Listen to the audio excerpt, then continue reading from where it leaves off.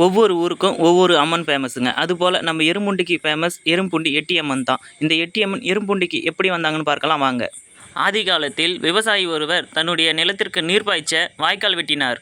அப்போது வாய்க்கால் நீர் இரத்த நிறமாக மாறுவதை பார்த்த விவசாயி பயந்து போய் மண்ணை தோண்டி பார்த்தார். அங்கு ஒரு அம்மன் சிலை இருந்துள்ளது.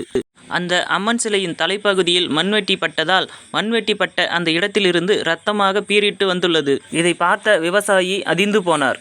பின்பு சுற்றுப்புறத்தில் இருந்த விவசாயிகளும் ஊர் மக்களும் ஒன்று திரண்டு இந்த அம்மன் சிலையை ஆச்சரியத்துடனும் பயத்துடனும் பார்த்து கொண்டிருந்தனர்.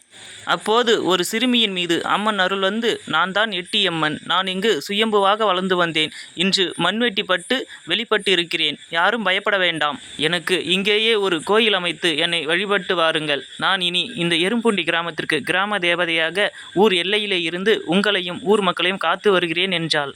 அதன்படியே ஊர் பொதுமக்கள் அம்மனுக்கு ஆலயம் எழுப்பி எரும்புண்டி கிராமத்தின் கிராம தேவதையான எட்டியம்மனுக்கு ஆண்டுதோறும் பல்வேறு திருவிழாக்கள் செய்து எட்டியம்மனை கொண்டாடி வருகிறார்கள். ஓம் சக்தி எட்டியம்மன் துணை.